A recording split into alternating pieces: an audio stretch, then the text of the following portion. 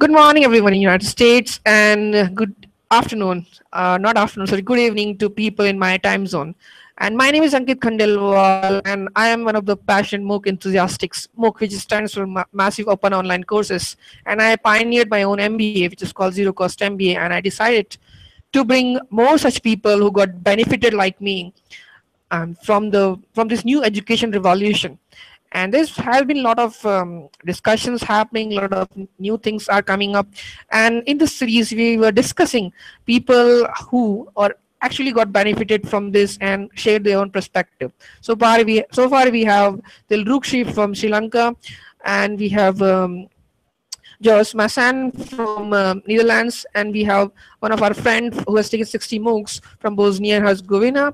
And today we have Mr. Ramon Talavera Franco, whose interest is in researching and designing solutions to increase academic opportunities. Initially, it was first for Latino students. Now he's trying to increase awareness to other students, and he's also currently doing his doctoral studies towards towards finding out how MOOCs can be useful in curriculum designing, teaching, and leadership to the future generations. And let's talk to him. Good morning, Ramon. Thank you for joining us. Hello, are you there? Good morning.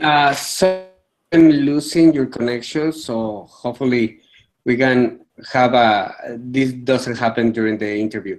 But thank you for inviting me. Thank you for inviting me for this effort to let people know what is happening about MOOCs in the world.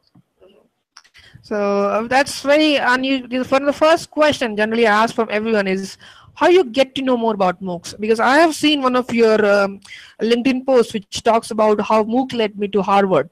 So it's very curious to know how you discovered MOOCs and how it led you to Harvard. Well, it led me to Harvard because it was a great opportunity that I had. What happens is that last year and this year, I've been taking several MOOCs regarding educational technology and gaming design and gamification. So all these courses have given me the academic knowledge in order for me to better understand technology education using a game-based design or gamification. And because of that, in one of my courses, in one of the MOOCs, I had to design a project. The project was to create a game. My idea is to create an app to teach Spanish, to teach the heritage language learner, Spanish heritage language learners, to improve their Spanish. A heritage Spanish is difficult, the concept. A Spanish heritage speaker is a person who, let's say he or she was raised in the United States, but the Spanish language is the language that they speak the most at home. So let's say they could be first generation immigrants. And because they get to the United States at a very young age, they learn more English, they learn academic English, and they lose their academic Spanish because they don't practice it at home. So when they are, let's say, in high school or they are adults, they speak perfect English, but they can communicate verbally with people in Spanish, with their family and friends, but they don't know exactly what the grammar rules are. So because of this, I've been doing research about this topic, and I decided to create a game, which I'm just right now is in the project phase. I haven't designed it yet. So I did this project about how to help these students, these people, to improve their Spanish, but using using games. I don't want to put them to study grammar in a very academic way. Just let's play a game using an app and see how you are going to improve your Spanish. So with this project that I had already created, I was in Harvard. I was attending to one of to a conference regarding the Spanish heritage learners, and during this conference, I had the opportunity to present this project to the audience. So it was great.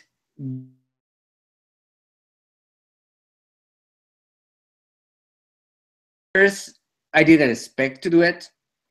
Second, cross both. And third, I had the possibility to present this project to the right audience, to academic people that are concerned about the Spanish heritage learners. So I got very good feedback from them, and I'm including it into the project. So how MOOCs led me to Harvard. Thank you, Ramon. It was very insightful. There's one of the very thing which just excites me when I was reading through your profile.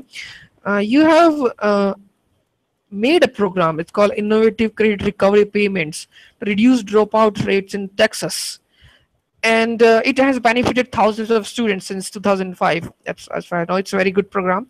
So, how these projects which you have done in United States now, since MOOCs are like let's say the US universities are offering courses and students from all over the world are taking the courses, or universities in Japan or China offering courses, people from United States are taking those courses. Do you think those projects you are designed, like it's learning Spanish, or the one you designed when you were in Texas for the Latino students, can be extended to other geographies using the MOOC principle and helpful to others?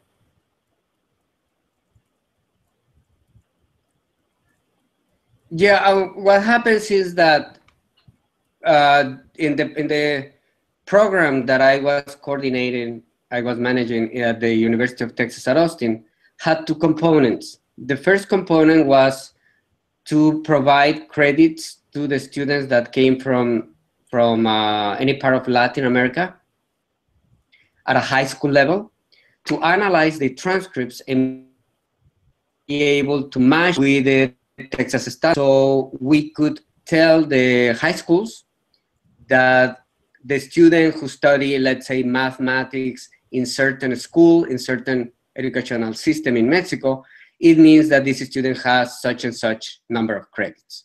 That is the first component. The second component is we design a method to match online courses from Mexico, math and science, high school level courses from Mexico, to match them also with the Texas standards. So those are online courses that are designed from the Mexican government, and we found how to make the match with the Texas standards. And those courses that were designed from the Mexican perspective and in Spanish, now they are taught in the Texas schools as part of an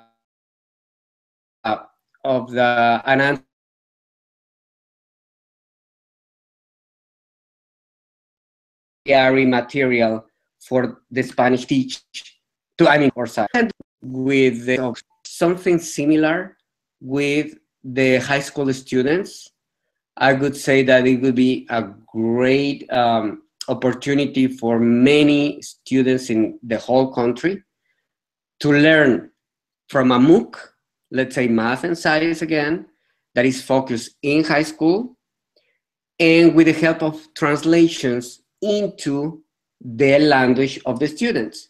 So for instance, what I was doing was helping the Spanish population, but now with a MOOC translated into any other any other language, we can help much more students from other countries and from other languages.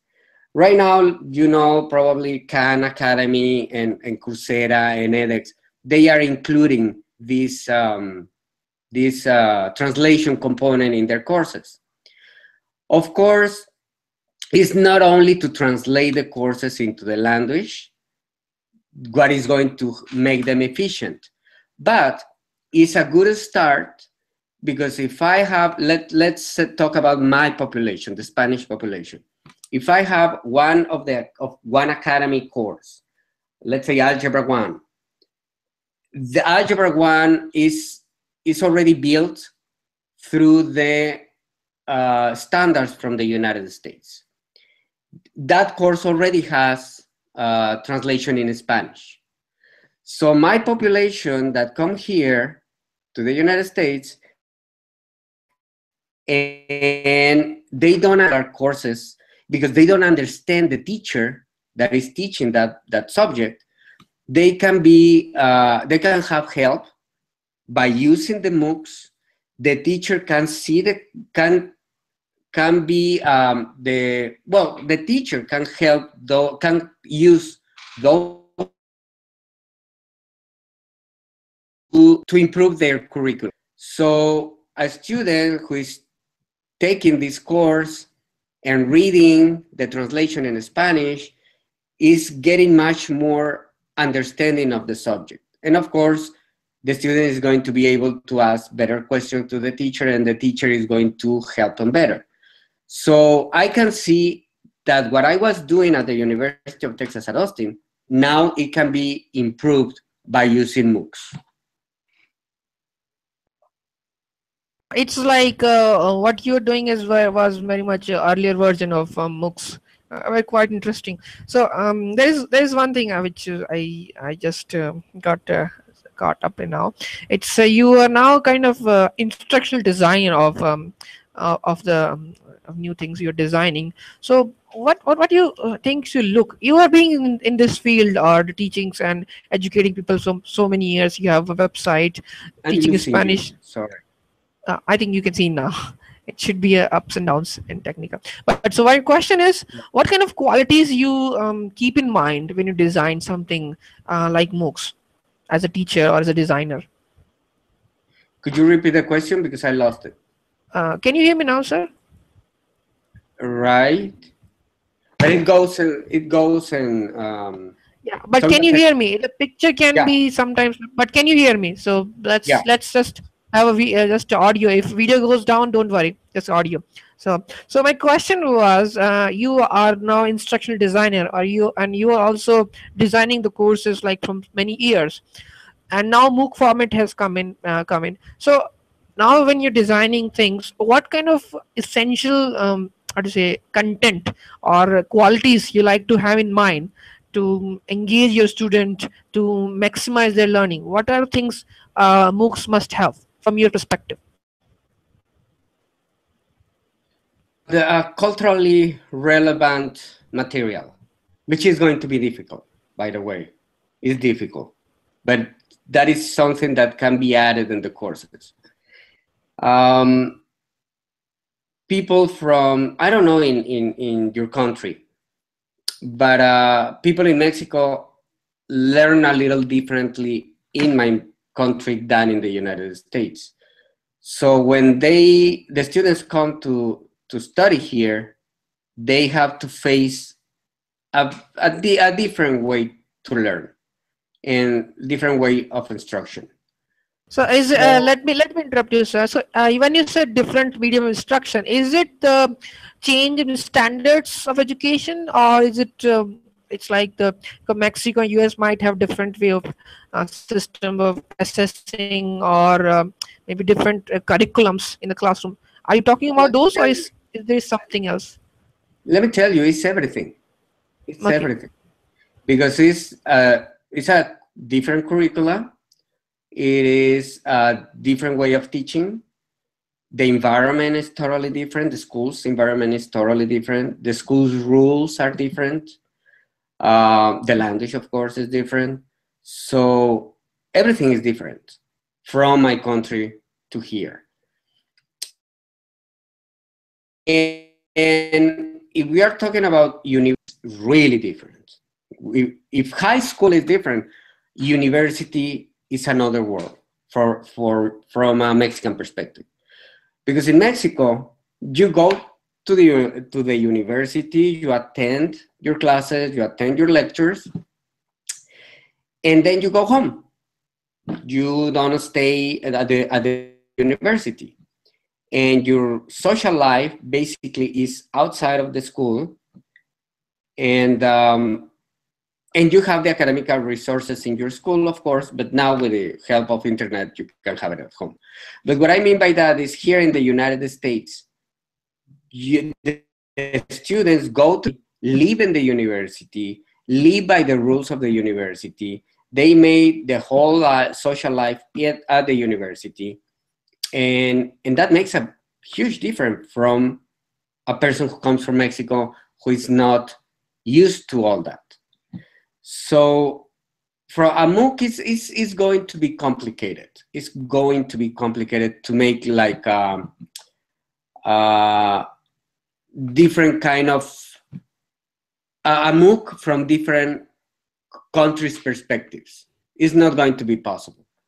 But what I think is definitely is helping, and I would keep, are translations. Those are totally necessary. The videos, but the videos right now, they have done it so far like just filming the, let's say the lecture and put it in the courses. So I think that they have to think reinvent a video. Is needed to reinvent the video. I don't have the answer, by the way. I'm thinking about it, but I still don't have the right answer. But it's necessary. Like one interactive, instead of having just the lecturer giving the lecture, probably we need not much production behind the video, but probably make shorter videos, very short videos, just with the concepts. And because it's a MOOC, I'm not sure that people is going to read. If you give them, what is the name of this? If you give them papers to read, I'm not sure that people is going to read those papers. So the best way to deliver the information is by the videos. But probably instead of making a whole video of 10 minutes, maybe make 5 videos of with right information, just with the academic you need. Because as you know, right now, millennials, and especially millennials, the span that you have to watch a video is like 3 minutes. So if you are watching a MOOC and that video is going to last 10 minutes or 8 minutes, it's very, people don't watch it, so don't get the knowledge that they should have. If you make very short videos to the point, probably that is going to help. And probably collection of those videos in different languages from the cultural perspective of those languages probably are going to help better. So I can't tell right now. I've been checking 12 MOOCs so far, and I still don't have the answer to that question. Yeah, so you said that the MOOC length, every video length has to reduce. But my question is it... Excuse me? Yeah, you said that not 10-minute video, but like 5 videos of 2 minutes each. Am I right? So Right. that will help millennials to learn. But do you think it's fine for every course to divide? Because not every course has to have a cultural content. If we are talking about, let's say, I would say gamification, or a course on computer programming, maybe that course can differ. What do you think?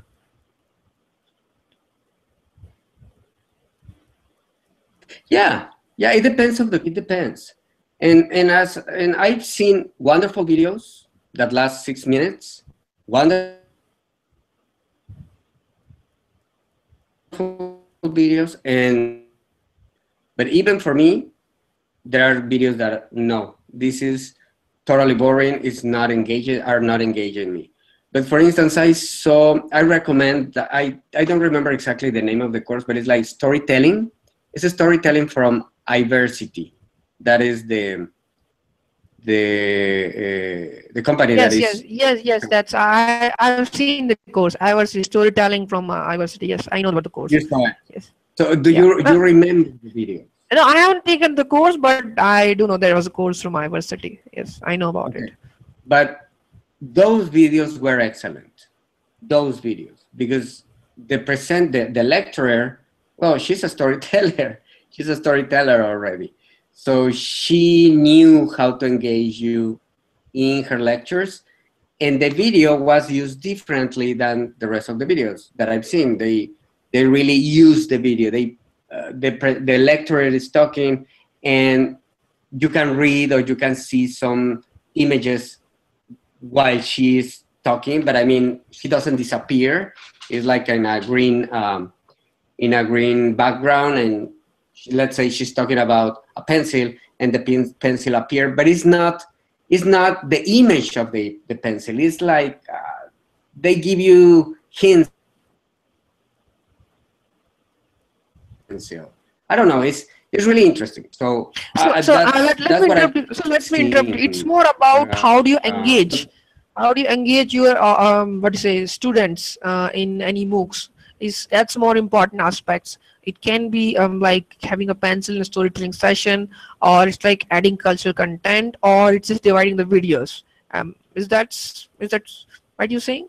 Am I getting it? well, what happened to engage is the students in MOOCs is so many different ways.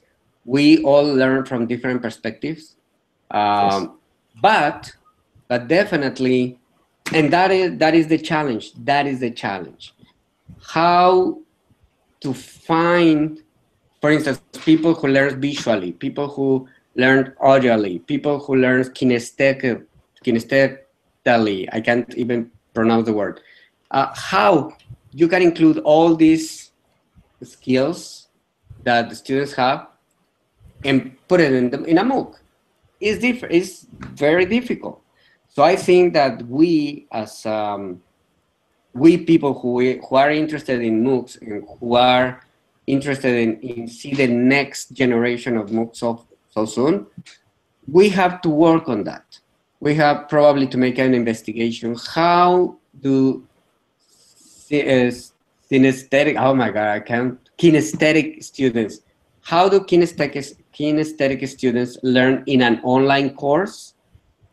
How they learn better? And what best practices we can improve, we can put it into a MOOC? How So a it's, yeah, student exactly. So it's more like learn let's better sorry for in interrupting. Sorry for interrupting. So it's what you're saying is what am I getting is like, because I have taken like around 50 MOOCs like to more than 2 years and design entire curriculum out of those MOOCs. So what I'm understanding you saying it that we need to give more time to MOOCs because they are quite new for now, just 3 years. Maybe give more time and try to reinvent some of the aspects of the MOOCs so that they can be more relevant, more engaging for the future generations to maximize their learning. I lost you. Can you hear me, sir, now? Hello? Can you hear me, Ramon? I lost the last part. Okay, so the Thanks. last part is, yeah. Well, can you hear me now? Yeah. Okay. Sometimes when you move too much is when I lose you. I don't know why. Yeah, well, so anyway, never mind, just a comment. And when you're being in this teaching and educating people for so many years, and there is one of the aspects which I like to know from many of the researchers I speak to or I help with understanding MOOC is assessment. How we can make or What can be done to make assessment more beneficial to both learners and the MOOC providers or professors? What can be done more? Also, it depends on the course, but what I can tell is to use the peer review tool. That is definitely always use a peer review tool. What I mean by that is I'm taking some in about educational technology. The courses are great, but they are not using a peer review tool. They are asking us to submit our assignments in a forum. So because we are asked to do that, a forum, a discussion forum, means that not everybody are going to participate in a discussion forum. So it doesn't mean that if you are going to include your assignment, it doesn't mean that you are going to get feedback because it's a discussion forum. But if you include it in a peer review tool, if somebody else wants to know what other people think about their assignments, they need to review at least 3 or 5 other assignments from your peers in order for you to receive a feedback. I've done that in several courses. I'm sure you have done that in several courses, and you get at least the comments. The assessments are difficult. Right now, let me give you one example. I just finished a course that is about project management. And they did this for true or false questions or closed questions, A, B, C, D, respond which one is the best answer, no? A, B, C, D, whatever. I think that kind of assessments are the worst, honestly, because those assessments are in the very low range of Bloom's Bloom's taxonomy are in the very low stage. So it's like just to remember or try to memorize something and say it. The best assignments that I have done are when I have to write a project. Those are the best assignments. Because, for instance, the one that I did for the Spanish heritage learners, I had to create a project. So everything that I was learning during the course, I was including it into the project. So even though I didn't receive a good peer review because that course was in edX, and edX was using this discussion forum to submit our assignments, even though my work, what I learned, it was great because I had to do the project. So I would say that to have that kind of assignment, and of course, to grade those assignments from a teacher's perspective is going to be almost impossible because a teacher 8,000 and thousands of students in a MOOC. But my suggestion, and I think it's a great suggestion, is we have to include teachers, volunteers. We need volunteer teachers that work in a MOOC, students of the subject who can be able to grade those materials. So because of course a MOOC course is only, it depends only of the teacher and our peer review. But if MOOCs gets into agreements with universities, and let's say they say, well, if I need volunteer teachers that know this subject, and we are going to do it to give you an exchange, I don't know, credits, because if you are a student, well, you will get, or if you are an assistant teacher, you are going to get, I don't know, X and Y good things for you, then those courses, those MOOCs can benefit from having a having better assignments and better review of those assignments.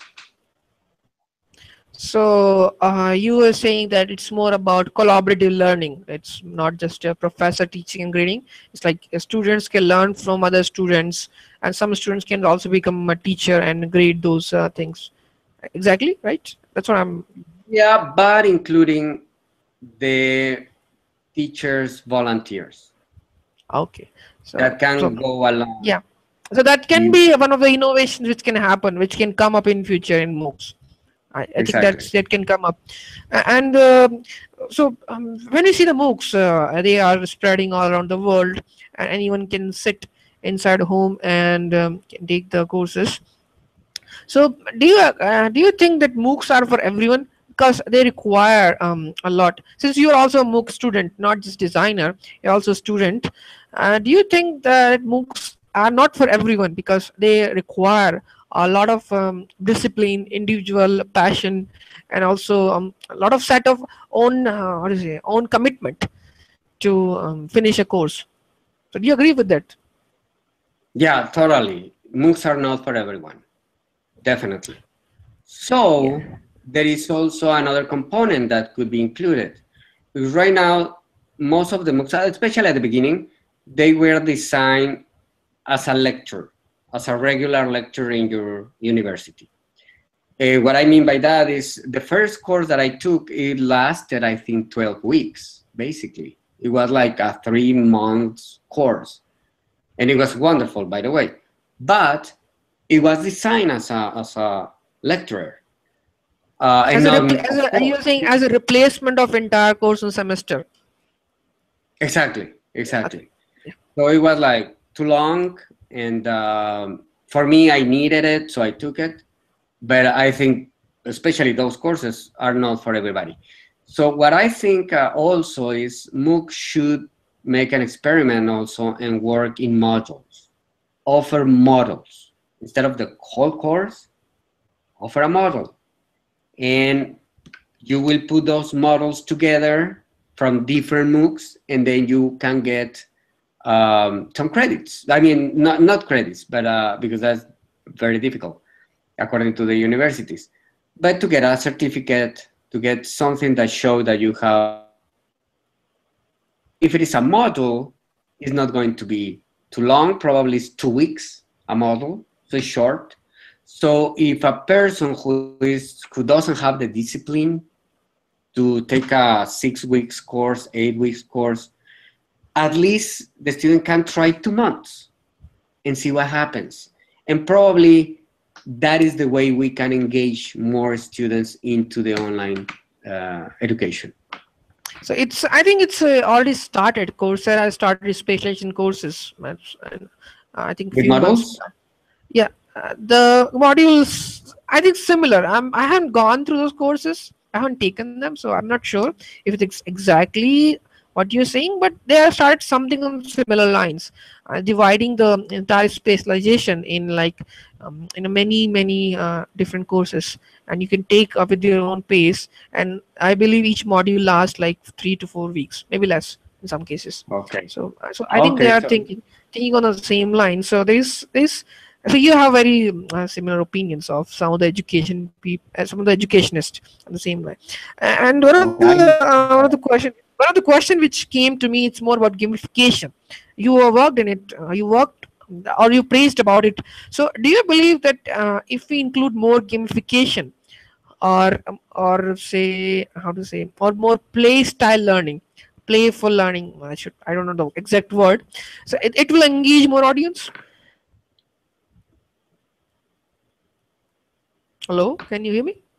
Yeah, now I Yeah, can hear you. yeah. Yeah, what happens is that, yeah, definitely gamification is going to help a lot. Why? Because people your age, not my age, people your age were born with games, with video games. And now you transition into apps and you play games. So people your age, millennials, you are used to learn many things through games, through video games. So I think that that is a very important component that most online courses are missing. Not only MOOCs, all in general, all courses are missing that gamification part. And I don't mean just to put badges, to give badges or to give points. I don't mean only that, but it's the challenge experience, the game, to learn through, to have the challenge to learn, but through something that is going to be fun. It's not just I need to learn this because if I don't learn it, I'm not going to finish the course. Is if the course give me a challenge that motivates me through a game technique, then I'm going to move forward. So definitely, I think gamification is not explored yet as it should be explored. Okay, and that's very interesting. I think I have the same comment from the one of the previous interviewer, Jazz, the founder of MOOC Factory, based in Netherlands. He said gamification is going to be the future of MOOCs. So one of the things you mentioned in the previous question about the project-based learning, it can enhance, and it comes to my question. So combining the online learning and offline situations. So how do you see it can work out? It can work out. So you mentioned in your one of the LinkedIn post about meetups, where people can meet and discuss some of the issues in the society or they are facing and help each other. But is there any other ways where online learning can be combined with offline situations to create the projects and it can enhance the skill development? Collaboration is basic, I think. Collaboration is basic.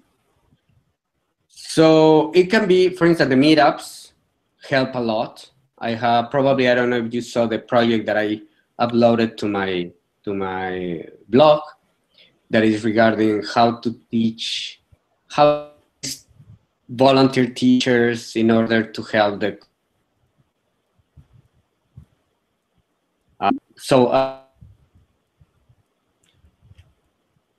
really important. Ramón, sorry to interrupt you. Can you repeat this answer because I think I lost in between. Can you repeat the entire from what you were saying initially? And we want to change it so fast to make them the perfect courses when they only have 3 years really in the market. Mm-hmm. So we are pushing too hard to the MOOCs and to the researchers. Mm-hmm. So what we need is just time. We need time, but the good is that we can find different subjects to analyze and provide that information to MOOC designers. As I was mentioning before, how a kinesthetic student learn in an online environment. So that only is a topic for a huge research. How can we make these online courses better for these particular students? And let's say kinesthetic, but kinesthetic high school students or university students or adult students or elderly students.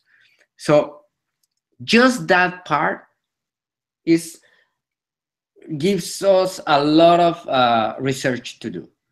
So that's what I mean. That is the good part, because right now people who is really interested in MOOCs, I'm trying to find those little niches in order for me to make a better research about that niche and then provide that information to the MOOC designers, and then we can develop better course for that niche. And to do so, it takes time. It takes years to be able to create a better course. So in my case, my population are Latinos. So how can I help Latino students with a MOOC? How can I help the high school students? How can I help graduate students? How can I help adult students like me? I'm an adult who loves to learn, and I don't have time to go back to the university. So how can I learn from an online perspective environment, sorry, and from a MOOC. So I have one niche, which are Latinos, but I have the elderly, the who that we need to. And the good thing is that many people right now are interested in MOOCs. So everyone is finding a different niche. And when we put all together, even though it takes time to do the research, but there are so many researchers out there that the results are going to be probably within the next 2 or 3 years. We are going to find good research and good information in order for us to be able to improve the MOOCs.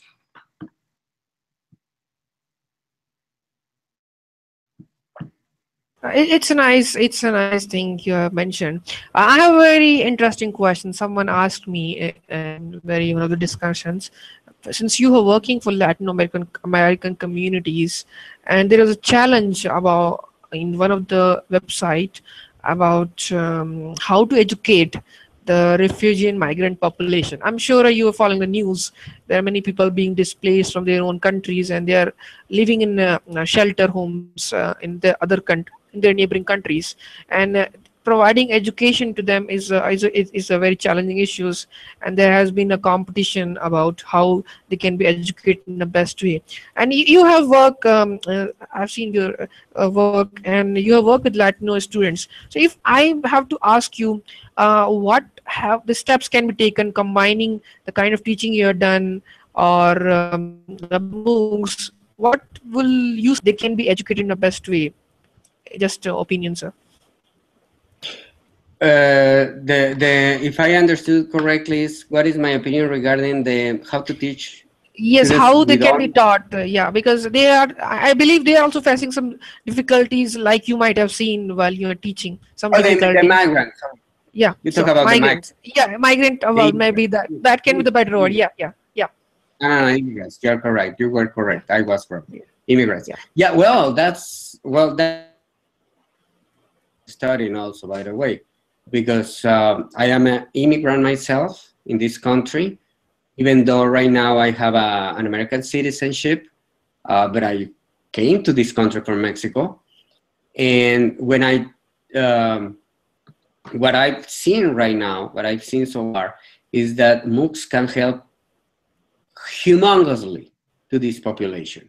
Why? Because they don't have the resources, the economical resources to go back to school, basically, in period, and easy. They don't have those resources. They don't have probably a computer at home.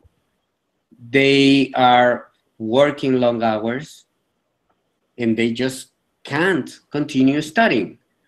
But you only need a computer, and the computer, this immigrant population can go to a library, and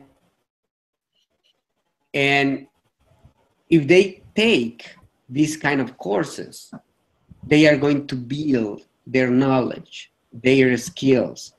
And even though if they, well, sometimes it's possible that when you have all these skills, and let's talk about computer science and what is the name of this, programming courses.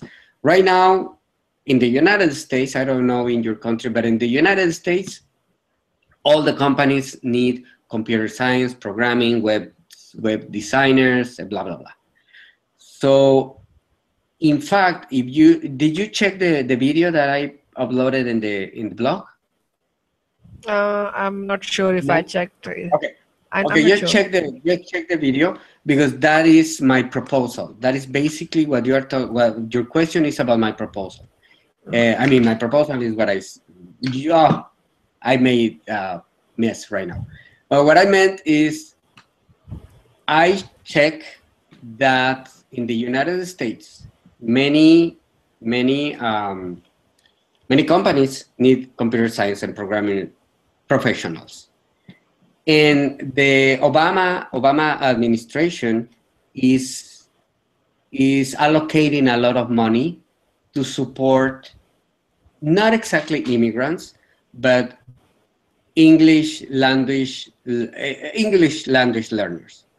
So what I found out is that the need is in the industry. The IT industry needs a lot of people. Obama is providing money, and there are a lot of MOOCs out there that are about computer science and programming and websites and etc. So why don't we put everything together and help these students who don't have the opportunity to go back to school to benefit from those MOOCs, learn the skills, and then try to connect with these industries to get a better job. So immigrants can benefit a lot, not only here in this country, but a person who knows about computer science and programming, they can talk distant. They can have distant jobs. They don't need to be in the place. So if an immigrant who lives here can find a job, whatever, let's say where you live, about computer because they need their skills, he's going to have a better job than doing, I don't know, probably in the construction field here. So definitely immigrants are going to benefit a lot. Yeah, so if I understood, it's more about it's also not just about knowledge education. It's also can be helpful to integrating the society, because it's when you get knowledge, you understand other place when you are coming from different country. And one of the things which is going to come up from you, it's the book. I read that you are writing a book, or I'm not sure if I already completed. So can you tell us more about what is the book all about? Well, I'm not writing a book. I wrote an Okay. article to be in the I'm book. sorry, I read it differently then. No, don't worry, don't worry. Yeah, yeah. And So it's a case study. It's a case study, and it's the case study of my first MOOC. What I'm describing there is how the course was English writing one, and how that course helped me gain a lot of skills in my writing, to improve my writing skills, and gave me more assertiveness that I was going to be able to start my doctorate of education program. Because when I took that MOOC, that's how I learned about MOOCs. I didn't know about MOOCs. I was looking for a course that can give me better skills for my writing. I was very insecure about my writing in English, and I was really scared because I was going to start my doctorate program. So I didn't know if I was going to be able to do that. And then I found this MOOC, English from Duke University, and I registered, and that's how I learned about MOOCs, and that's how I learned everything about it. But I learned a lot about writing. I improved my writing skills a lot. And that course gave me the assertiveness that I was going to be able to do my doctorate program. So it's unbelievable how a MOOC can give you that much. In my case, it was that that I will always be grateful to that MOOC that I found it, because I didn't have to spend money.